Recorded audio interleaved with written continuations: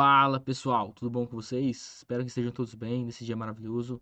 Bom, bora para mais uma aula, mais um conteúdo complementar aí a essa linha que a gente está seguindo de análise de dados, de performance, de crescimento.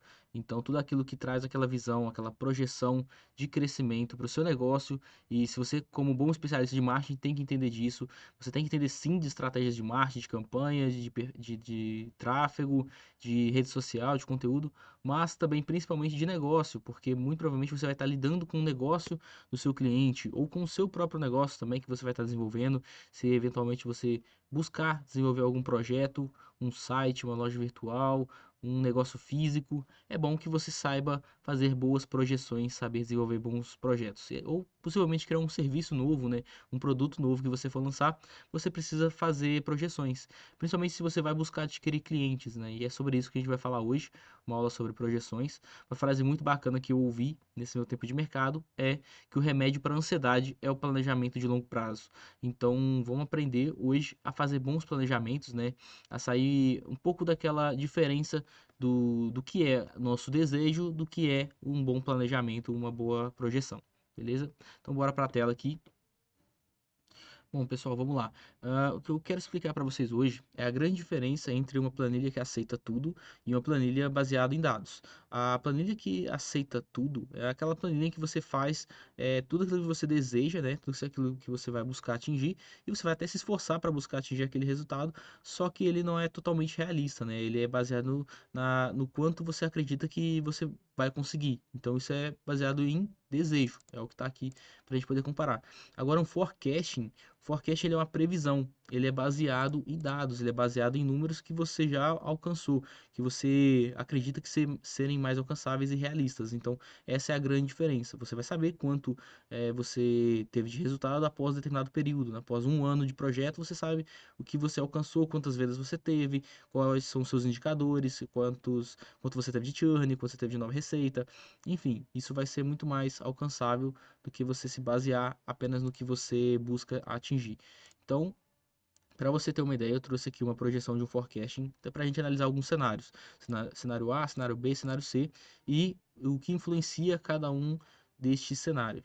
Vamos supor que vamos analisar quatro pontos principais: clientes novos, clientes recorrentes, clientes perdidos e clientes totais.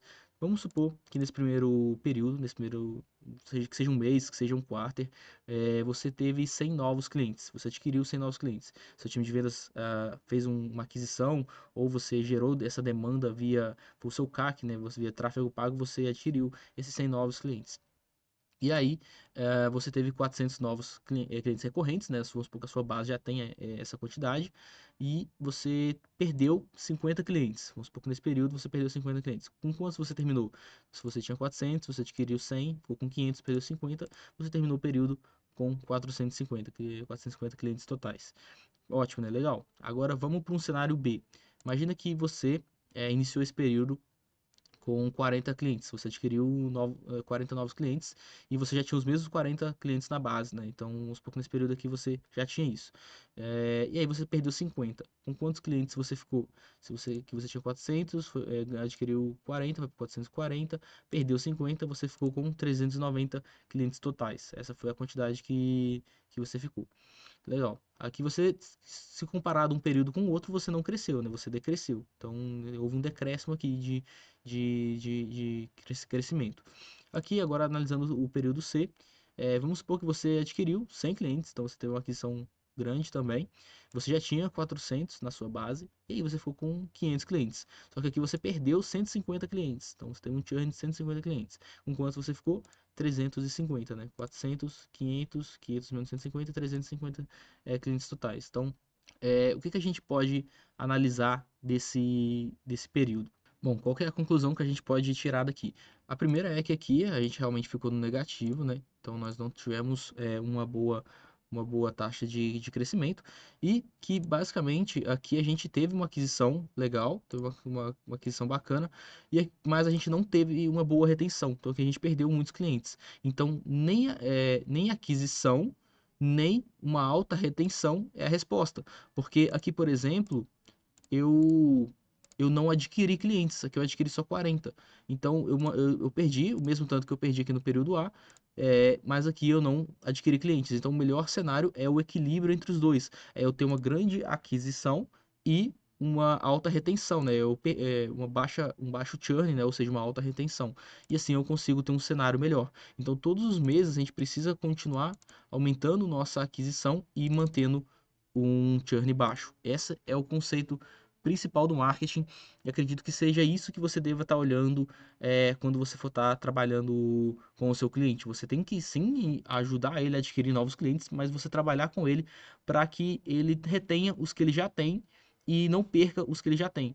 Então, que é o nosso LTV sobre CAC, né? Então, aqui é a aquisição, LTV CAC, né? Então aqui vai adquirir clientes novos todos os meses, vai manter o LTV dos que já tem recorrente, então você trabalha para que você mantenha a sua base ativa e você trabalha também para não ter, para ter um baixo churn, uma baixa taxa de perda de clientes em relação à quantidade que você já tem.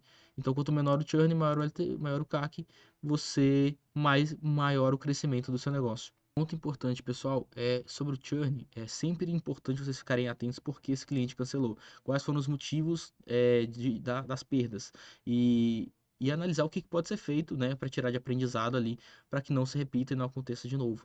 Então não tem problema, tecnicamente, o cliente cancelar, mas tem problema se vocês não aprenderem com o que aconteceu do motivo pelo qual esse cliente cancelou. Outro ponto importante é o cohort. É importante vocês analisar a origem dos clientes que entraram, né?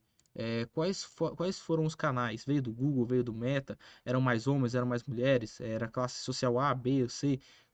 Qual que é a safra, né? Cohort é a nossa safra desses clientes que entraram? O que eles tinham em comum? Qual era o perfil do nosso cliente ideal? Então, basicamente, é assim que a gente monta a nossa projeção, é assim que a gente monta um forecast mais realista, com base em indicadores que a gente já tem, claro, né? Novos clientes mensais, clientes ativos que a gente já tem hoje, clientes perdidos, clientes totais, e assim a gente constrói um forecasting para me saber, olha, se esse mês eu adquirir 100, mês que vem eu vou adquirir 110, e vou buscar reter, se eu vou buscar perder o mínimo possível, né, e reter os que eu já tenho. Então, assim, a gente vai construindo a nossa base. Bom, só para reforçar, só trazer mais um exemplo aqui agora mais linear, né, de como isso acontece na prática. É, Vamos imaginar aqui algum cenário, então, onde eu comecei meu período com 300 clientes ativos na minha base e adquiri 100 novos clientes, né? E aí, então, 400 clientes adquiridos, eu perdi 50, terminei o período com 350. Vamos supor que isso aqui é o mês 1. No mês 2, eu vou começar com os meus 350 clientes, que é o que eu já tinha ali na minha base, né? E aí, só que nesse mês seguinte eu busquei adquirir, eu busquei crescer e gerei 110 novos clientes. Então aqui foi 350 mais 110, só que eu perdi 55. Com quantos clientes eu vou terminar no período? 405 clientes. Pode conferir aí, pode fazer o cálculo, é basicamente isso, né? Se vocês forem fazer aí, é só vocês somarem. Deixa eu colocar do lado de cá. 110 mais 350 menos 55, eu termino meu período com 405 clientes. Então esse foi assim que a gente termina o nosso mês 2. Vamos supor que a gente vai para o mês 3 agora com 405 clientes. Então a gente buscou ainda ter um crescimento e aí a gente foi para 120 novos clientes. Então, e 405, né, mais 120 vai dar 405 mais 120 vai dar 525. Só que aí eu perdi 60 clientes. Só que agora eu continuo tendo o churn pode aumentar, mas a minha taxa de clientes totais em relação ao meu churn, ela tem que se manter. Então ela não pode, eu perco em faturamento, né, em quantidade de clientes, mas a minha taxa em relação ao valor total fica estável, né, se mantém igual. Então aí você mantém o churn controlado. Depois numa outra reunião, numa outra aula, eu trago isso mais detalhado para vocês, essa taxa de churn, mas por enquanto só para vocês terem uma ideia do conceito por trás disso. Então aqui a gente terminou com 465 clientes, né? 525 menos 60, a gente termina com 465 clientes nesse período. E aqui, só para a gente fechar, vamos supor que agora eu tenho mais clareza nos meus dados, eu quis gerar 200 novos clientes nesse último período. E aí eu terminei meu período anterior com 465, né, 465 novos clientes, e perdi 60 60 clientes, terminei então com 600 clientes na minha base. Deu para ver que aqui houve realmente uma crescente da minha quantidade de clientes. Então, pessoal, tendo clareza dos indicadores, fica muito mais fácil você saber quais são as alavancas de crescimento do seu negócio. Por exemplo, vamos supor que eu sei que cada cliente para mim custa adquirir R$ 1.000. Então, se eu vou trazer novos clientes, vou investir 100 mil. Como que eu sei quantos clientes quanto custa cada cliente meu? Você tem que acompanhar o seu CAC. Quanto custou para adquirir um novo cliente? Faz aquele cálculo de aquisição, investimento de mídia, custo de pessoas, né? Aí tem que fazer uma DRE projetada mesmo para poder você avaliar, para você saber qual que é o seu CAC ideal. Mas tendo você sabendo qual que é o seu CAC ideal, mês a mês você vai saber quanto você pode investir em aquisição de novos clientes, que seja via digital, seja via performance, equipe, pessoas, enfim. Aí você tem que ter clareza desses indicadores. No mês seguinte, você aumenta o investimento. Se você investia 110, você passa a investir, se você passa a investir 100 mil, você passa a investir 110. E assim sucessivamente, né? Por que que você não pula de 100 mil para 200 mil de imediato? Porque você precisa entender o ritmo da sua empresa, o ritmo do crescimento do seu negócio, da sua equipe, o quanto ela suporta esse crescimento. Você vai jogar esse monte de cliente para dentro, você precisa saber se a sua equipe vai conseguir atender com qualidade, para segurar o churn, você conseguir acompanhar o seu time operacional, o seu time de vendas, né? Você precisa saber se ele consegue trazer, se você tem essa força de vendas hoje, se você tem as suas campanhas escaladas para conseguir gerar esse volume de vendas. Em alguns negócios é mais fácil você aumentar o seu faturamento mês a mês, dependendo da sazonalidade. Mas em negócios de serviço é mais complexo e você precisa entender o ritmo de crescimento da sua empresa.